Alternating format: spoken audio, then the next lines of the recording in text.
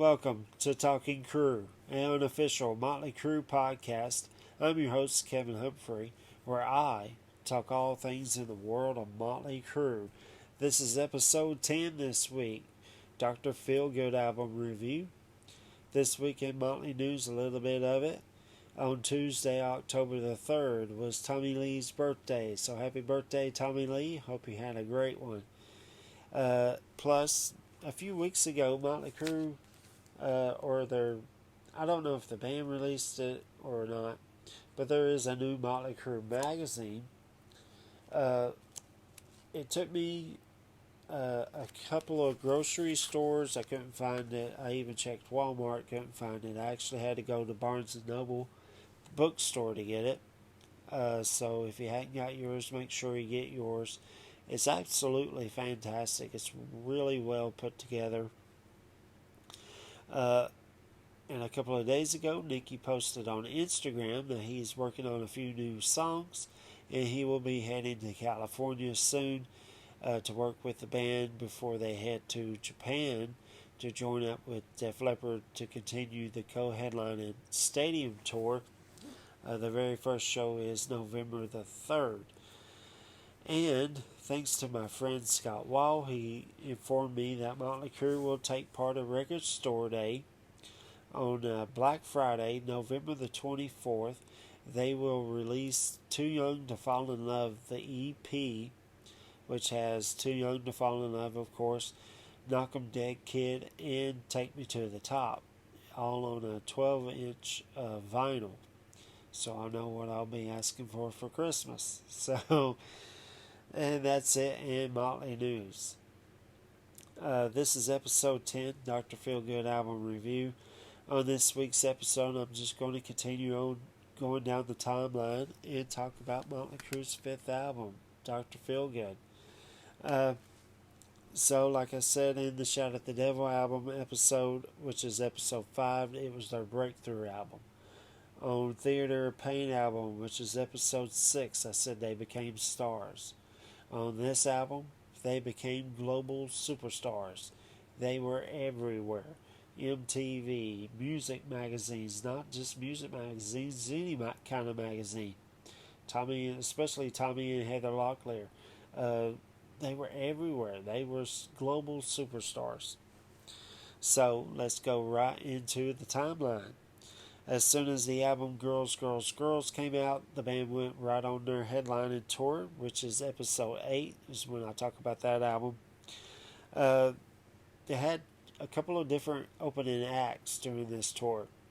White Snake, which just released White Snake 87, which had Here I Go Again, Still in the Night, Is This Love. This is a great record. I like Bad Boys, Crying in the Rain. That's a great album.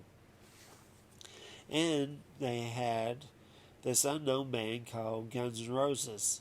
Guns N' Roses just released Appetite for Destruction, and they released the single Welcome to the Jungle.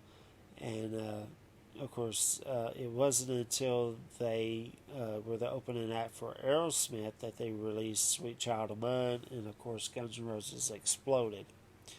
The tour went through the United States and Japan in 1987. Now the tour was supposed to go to Europe in 1988, more than that here in a little bit. The girls' tour was the height of their drugs and alcohol. The band was totally out of control. Nicky's heroin addiction is at an all-time high. In fact, he becomes a full-time addict. Tommy Lee said in MTV Rockumentary that they ran out of drugs one time and they were actually shooting alcohol in their veins. Vince starts drinking and doing drugs again. On the Girls, Girls, Girls tour, they hired 2 backup singers / dancers called the Nasty Habits, Donna McDaniel and Amy Cannon. Plus, love was in the air between Mick and Amy. They tried to hide it from the band, but somehow the band found out. Nicky didn't like it at all.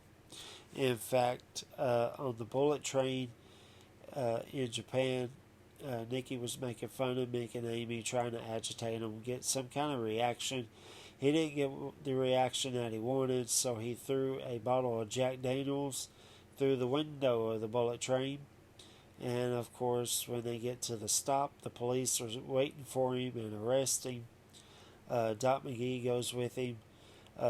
Nicky, knowing that the cops didn't speak any English, so Nicky says, I'm trying to think of what clean way to say this, in case we have younger viewers watching.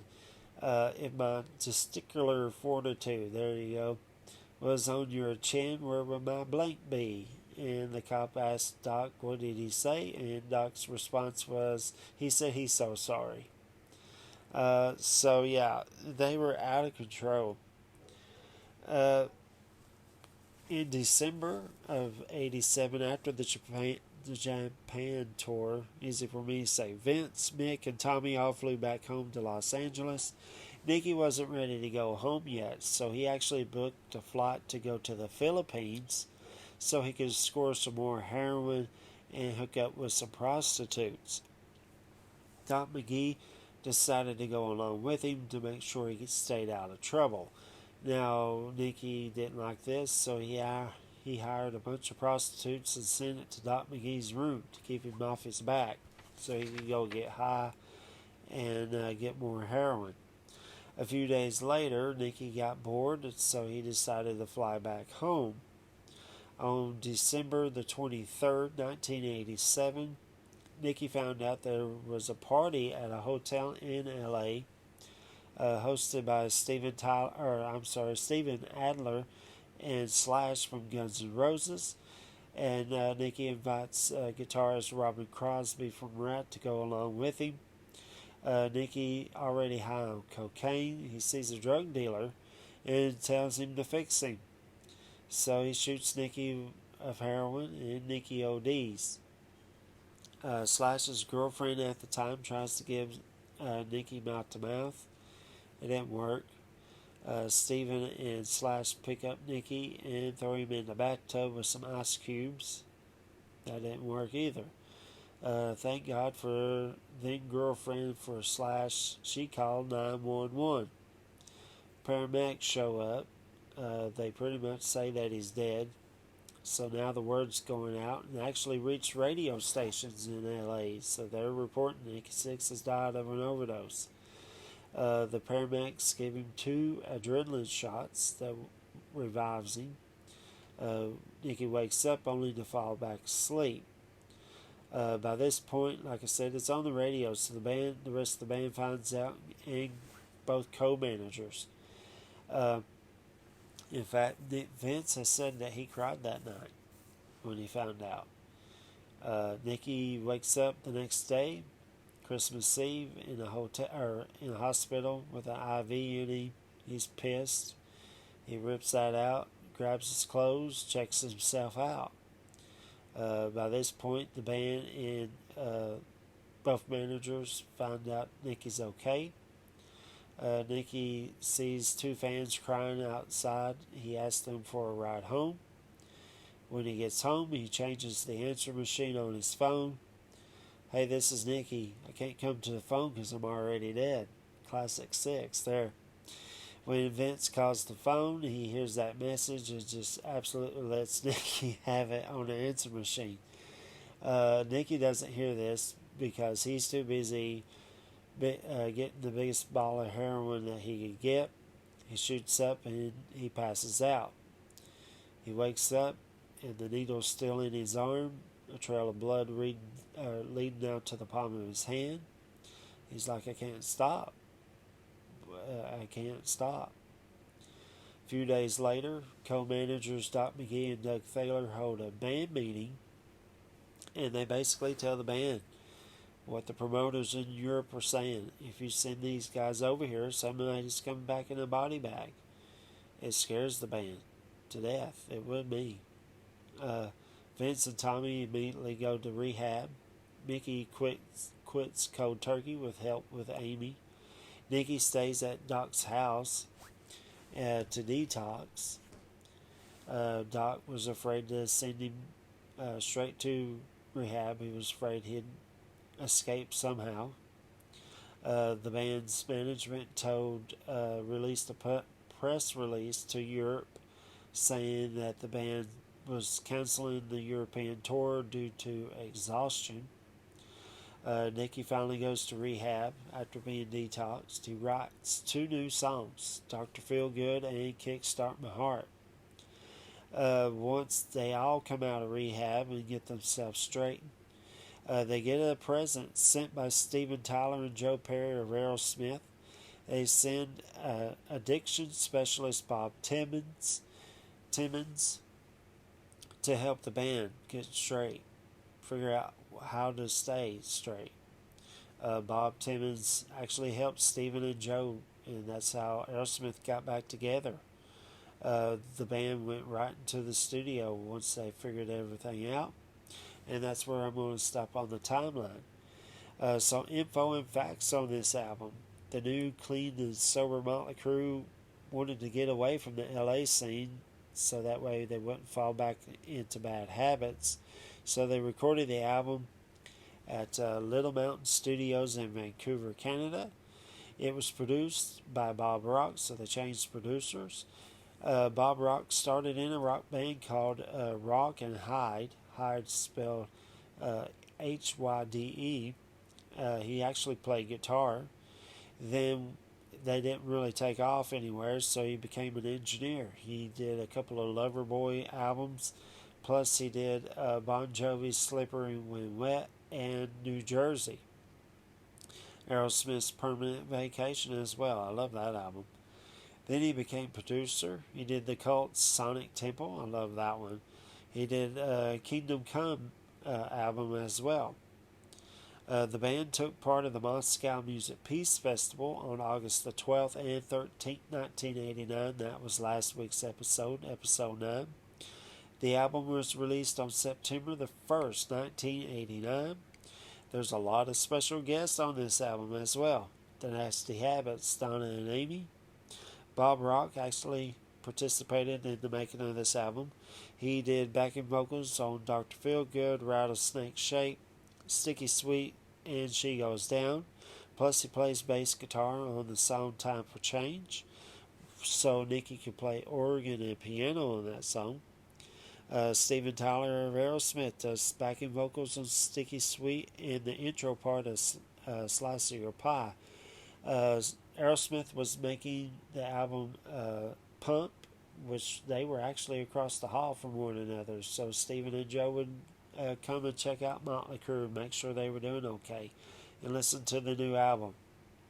And Motley would do the exact same thing. They would go across the hall and hear what they were doing. So yeah, I think that's fantastic. Steven Tyler, and that's how he got to be part of this album. Bryan Adams does backing vocals on Sticky Sweet. Love Bryan Adams. Jack Blades of Night Ranger and the Damn Yankees. He does backing vocals on Same Old Situation and Sticky Sweet. Robin Zander and Rick Nielsen of Cheap Trick, they do backing vocals on She Goes Down. The whole band of Skid Row and tour manager Mike Amante do backing vocals on Time for Change. They released 5 videos and singles. All got videos, I should say that. 5 singles, all 5 got videos. Dr. Feelgood, Kickstart My Heart, Without You, Don't Go Away, Mad, and Same Old Situation. The album peaked at number 1, so it's Motley Crue's first number 1 album. The album sold 6 million copies in the United States alone. They also changed the logo and their new look. Here's the old logo from Girls, Girls, Girls. You can kind of see their outfits from that. And then you get to Dr. Feelgood. This is my favorite logo, by the way. This is it's kind of like blood and stuff. You got the crossbones and skulls, plus the skull and crossbones are actually the little dots over the O and the U. And this was sort of the new look that they had. This isn't the stage costumes. This is the straight jacket photo sessions that they took part of. I remember reading in a magazine when these photos first came out, the straight jackets.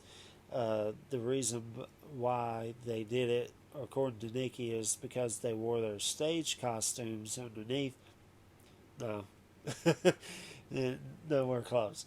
But he said so that all the other bands wouldn't copy them. Because in '87, when Girls, Girls, Girls came out, a lot of bands copied them. Guns N' Roses, LA Guns, Kiss, Dokken, you name it. Plus, there is 3 versions of this album. You got the Electra version in 1989, the Crue version, and the 20th anniversary version. So, there's some info and facts on the album. Let's go track by track on Dr. Feelgood. Track number 1 is called TNT. It's sort of instrumental, but more cinema for the ears. TNT is called Terror in Tinseltown.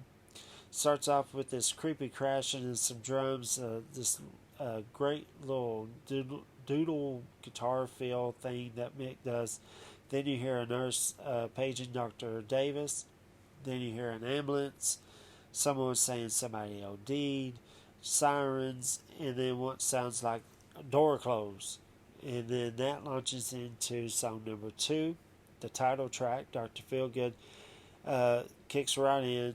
Fantastic drum groove by Tommy. Great guitar riff. Vince starts to sing. Sounds fantastic. Fantastic lyrics. Catchy chorus. All a song about drug dealer Jimmy. Then the song slows down and Vince says, a guitar, and then Mick just shreds on this guitar solo. Absolutely amazing. He does this little voice changer kind of thing where he says, come play with Dr. Feelgood. Then the song picks back up. It's so good. Check that out. Song number 3, Slice of Your Pie, starts off with an acoustic guitar, then and a Tommy on hi-hat. Then you hear Steven Tyler doing that Oz part. I don't know how to write that down. Then the song kicks right in. It has this sleazy groove in it. Great lyrics, catchy chorus, great guitar solo by Mick. Fantastic drum fill by Tommy on this one. Then the song stops. Vince does this fantastic vocal performance. I love this part. And then the band comes right back in. It's got this kind of slow mid-tempo part. And a lot of ahs in it. Kind of like the Beatles. Sort of like maybe the Eagles even. This part reminds me of the Beatles song She's So Heavy. Yeah, check that part out. Song number 4, Rattlesnake Shake. This one starts with Mick with this fantastic guitar riff, Tommy on a cowbell, some slide guitar, and then some awesome guitar riff. Fantastic lyrics, great chorus. This has got a great groove in it. It's so good. Even some like this horn section being played. Then it drops into this pocket groove where you hear Nikki and Tommy. Then it picks back up when Vince starts to sing. There's also some great piano playing as well. The band playing more horns. It's absolutely fantastic. Rattlesnake Shake. I love that song. Song number 5 is Kickstart My Heart. It starts off with this amazing guitar sound by Mick. It's almost like he's shifting gears in a car. Then this fantastic guitar riff, and it just blasts off. Nikki wanted Tommy to play this drum beat from the Sweet song, the band The Sweet.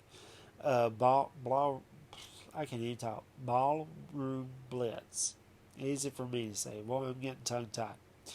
Absolutely fantastic lyrics, catchy chorus. Then it drops with this hi-hat and guitar strumming. Vince sings about when we started this band, all we needed was a laugh. Years gone by, say we're kicking ass.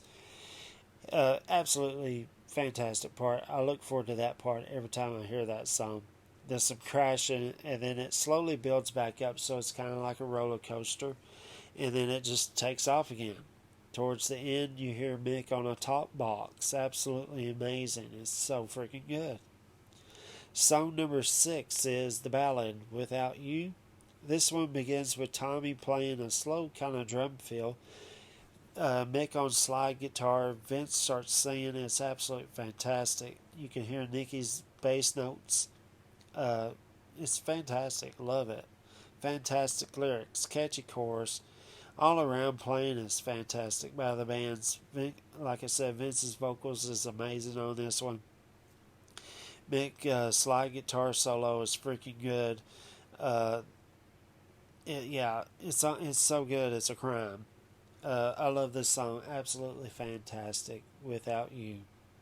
Song number 7 is SOS. Same old situation. This one kicks right in with Vince talking and then starts singing. Absolutely fantastic lyrics, catchy chorus. Just a fun rock and roll song. Then Vince says this part towards the middle, me and the boys are going to do some rock and roll. I love that part as well. Mick does this fantastic guitar solo. Then it drops, and then Vince has kind of got the chorus, singing the chorus, almost inviting the listener to join in. Tommy pounding on the drums at this point. Then the song picks right back up. It's so good. It's fantastic. Then song number 8, Sticky Sweet. This one starts off with this Vince vocal effect. Then it kind of speeds up. Then this amazing guitar riff by Mick, and the band joins right in. Has this great groove in it. Absolutely fantastic. The lyrics are fantastic. Catchy chorus. Then it goes into this mid-tempo, almost jam part. Great guitar solo, and then it picks right back up. So again, another roller coaster kind of a song. Song number 9, She Goes Down. This one is self-explanatory of what this song is about. Starts off with a zipper and a woman laughing. Then the song kicks right in. Very cool, tongue-in-cheek kind of lyrics, catchy chorus. Just a fun song, all in general. Great guitar solo by Mick. Then it goes into this pocket groove with Nicky and Tommy as Vince starts singing. Then it just comes back up. It's a great song, even all these years later. It's a fun song. Song number 10 is Don't Go Away Mad, Just Go Away. I absolutely love this song. It's so unique. It's not your typical song, period. Usually songs start off with a verse and that leads into the chorus, or a verse that has a bridge that leads into the chorus. This has none of that. It starts off with a verse and a verse and a verse, and then it goes into the chorus until at the end of the song. It's so freaking good. So it starts off with this crash. It actually has a bunch of crashes, and if you really notice and pay attention, it's actually counting the song in. It starts off boom, boom, boom, boom, boom, boom, boom, boom, boom, boom, and then Vince says one time, and then the song just kicks right in. It's a laid-back, feel kind of mid-tempo song. I love hearing it, especially Nicky's bass playing on this. The lyrics are absolutely fantastic. There's even a nod to Too Young to Fall in Love. The song Too Young to Fall in Love. Guess we knew it all along. And the song slowly builds up as the song goes. And then as soon as they finally get to the chorus, the song just kind of takes off. It almost has this jam. Fantastic guitar solo by Mick. Then it kind of comes back down. Then Vince says one more time, and then it picks right back up on the chorus, and then it just kind of ends. Fantastic. Again, I love this song. It is absolutely amazing. I was trying to think, is there any other song kind of like this? I can't think of one. If you can, write me a comment. Then we get to track number 11. That is Time for Change. It starts off with some organ and piano playing by Nicky. As Vince starts to sing, his vocals are absolutely amazing on this song. And the song picks up, and so does the tempo. Excellent lyrics and chorus. There's a fantastic guitar solo by Mick. There's almost like this pause. Now, this is my favorite part of this song. There's like a pause, and then all of a sudden, Tommy comes out like a beast with this humongous drum fill. Absolutely fantastic. Then it goes right back to the chorus as the song fades out. And there's a little part at the very, very end. You can hear Mick playing the song All of the Young Dudes, which is a David Bowie song. And that's how the electro version ends.